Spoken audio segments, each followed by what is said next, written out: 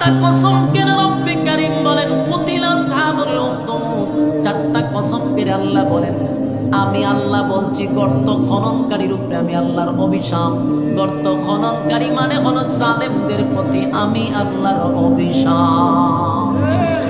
বলুন জালেমদের প্রতি অভিশাপ কার? আর জোরে। পৃথিবীতে কোন জালেমের শাসন করে কেউ টিকে থাকতে পারে নাই। আল্লাহ তাদেরকে যুগে যুগে ধ্বংস করে দিছে, যুগে যুগে তাদেরকে অত্যাচার যারা করছে আল্লাহ যুগে যুগে চরম পর্যায়ের বেইজ্জতি করছে। ফেরাউনও আল্লাহ চরম পর্যায়ের বেইজ্জতি করছে, নমরুদরে জুতাদা বাইরেছে, সাজ্জাদরে সাইজ করছে, সবাইরে আল্লাহ সাইজ করে বলছে এখান থেকে তোমরা শিক্ষা গ্রহণ করো, যদি শিক্ষা গ্রহণ না করো তাদের যেই পরিণতি তোমাদেরও সেই পরিণতি।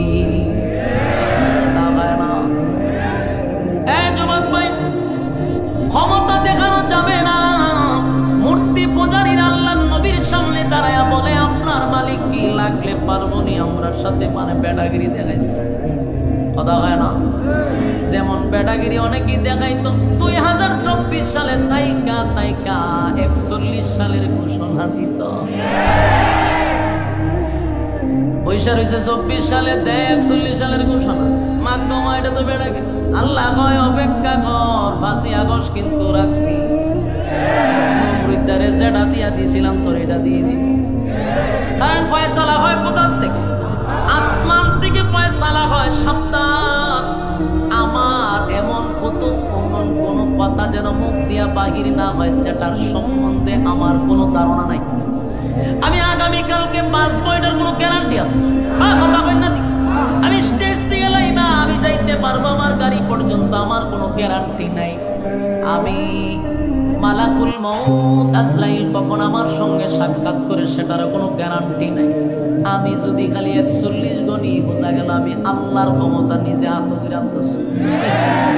এটা এক ধরনের ক্ষমতা দেখানো, মানে আল্লাহর পাওয়ার নিজের মধ্যে আনা, লালন করা। এটাও এক ধরনের ফেরাউনের যে দাবি ছিল, এটা যদি আপনি ভালো করে অ্যানালাইজ করেন এটা ফেরাউনের মতনই হয়ে যাবে। মিলাই দেখছি আমি। কারণ আমি যদি এখন আছি এখানে, আমি যদি আগামী বছর এই মাহফিল আমার নেতৃত্বেই হবে, আমি যে 5 মিটার কোনো গ্যারান্টি আছি নাকি? তাহলে আমি এটা বেশি ক্ষমতা দেখাইলিছি না? তাহলে তো আমি আল্লাহ দাবি করলাম লক্ষণ তুই রকম তুই ফেরাউন তুই কইতো। তা আমি আছি এখন 24 সাল, আমি যদি 41 সাল পর্যন্ত, তাহলে এটা ওই ফেরাউনের সিস্টেম। আল্লাহ কয় আমি এগুলো পছন্দ করি না, আমি পছন্দ করি না। আল্লাহ ঠিকই ডাইরেক্ট ব্লক মেরা দিছে। বাস্তব না বাস্তব? সাবধান, ক্ষমতা পাইলে শুকরিয়া আদায় করবেন। আগামীতে যারা বসবেন তাদের কাছে আমার একটা বার্তা হলো অতীত থেকে শিক্ষা গ্রহণ করো। এই দিন নয়, আরো দিন আছে। বাতিজা বেশি লাভনি ভালো নয়, অতীত থেকে শিক্ষা গ্রহণ করো। তোমরা যদি শিক্ষা গ্রহণ না করো যেটা দিয়ে আল্লাহ মানিয়ে সেটা কিন্তু 30 সালও থাকবে।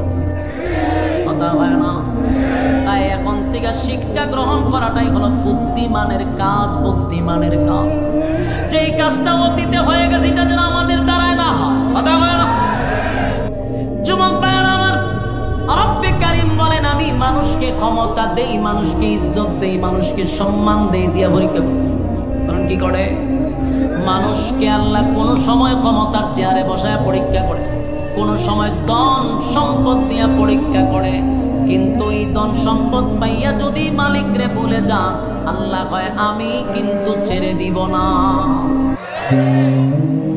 ওই ইহুদিরা বলল, খ্রিস্টানরা বলল, মূর্তি পূজারীরা বলল তোমার আল্লাহ কি আমাদের সঙ্গে লাগলে পারবে?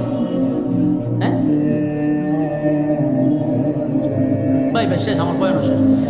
আল্লাহ রাব্বুল আলামিন বলেন, রব্বে কারীম বলেন ইহুদিরা যেই প্রশ্ন করলো, খ্রিস্টানরা যেই প্রশ্ন করলো আপনার আল্লাহ ক্ষমতা কতটুকু, সেই কথা তো নমরুদে বলছে, এখন মূর্তি পূজারীরা বলে। আল্লাহ কয় তৃতীয় শেষ আয়াতে আল্লাহ বলেন ওয়ালাম ইয়াকুল লাহু কুফুয়ান আহাদ। শেষ আয়াতে রব্বে কারীম বলেন ওয়ালাম ইয়াকুল লাহু কুফুয়ান আহাদ। তারা বলে আমার শক্তি কেমন জানায়া দেন, আমার সমতুল্য আমার সমকক্ষ কেউ নাই, আমার সমতুল্য কেউ নেই। দিলের কান লাগায় শুনেন, কথা বললেন না, এক কথাগুলি মনোযোগ দিয়ে শুনেন। আল্লাহ শেষের আয়াতে বলেন আমার সমকক্ষ কেউ নাই। তাহলে আবার চিন্তা করেন, প্রথম প্রশ্ন আপনার আল্লাহ কয়জন, দ্বিতীয় প্রশ্ন আল্লাহ আপনার আল্লাহ কি করে, তৃতীয় প্রশ্ন আপনার আল্লাহ বিয়া শাদী করছেন, তৃতীয় প্রশ্ন হলো আপনার আল্লাহ ক্ষমতা কতটুকু। কয়টা প্রশ্ন? 4টা।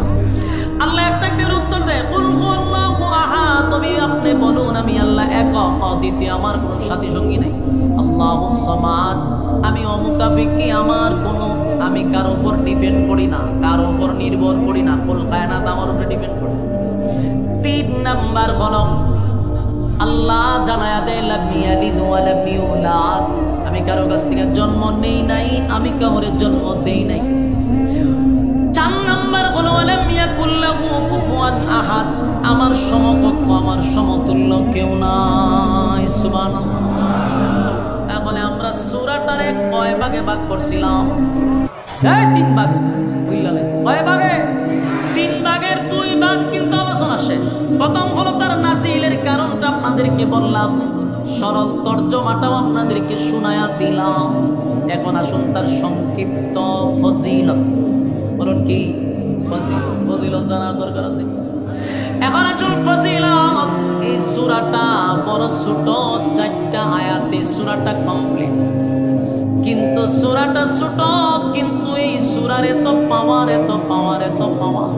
যেই সময় নাজিল হয়েছে একজন সাহাবী চিৎকার দেয়ার বলে জয় হোক আমার আল্লাহ, চিৎকার শুরু করছে, এমন ভাবে চিৎকার শুরু করছে, আর বলে এত নেকি কোথায় রাখবো, এত নেকি কোথায় রাখবো। সাহাবায়ে কেরাম লোকটারে তাফা দিয়া দইরা কয় বেটা চিল্লাস কেড়ে, কয় আমার চিল্লানো বুঝবা না, দইরা তারে লইয়া গেছে রাসূলের কাছে, হুজুর এই লোকটা খালি চিল্লায়।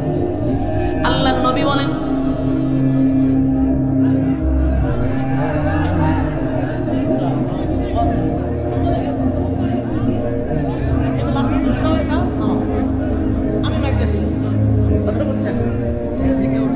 আমাদের এই সমস্যাটা মিডিয়াগুলো এমনভাবে প্রচার করে যে দোষ আমার। আমি তো দুঃখিত হই কমিটির কারণে, কমিটি এত কষ্ট করে মাহফিলটা করে, এদের কারণে মাহফিলটা, কিন্তু এরা উপস্থাপন করে আমার বিরুদ্ধে। এই তাহলে বলো প্রশ্ন কয়টা ছিল? উনি পিছনে মাতির নাদি ওই দেরা না করে, উনি না কপাল খারাপ, কপালতা বাদে কপাল খারাপ, আমরা সকল দোষ খালি আমার।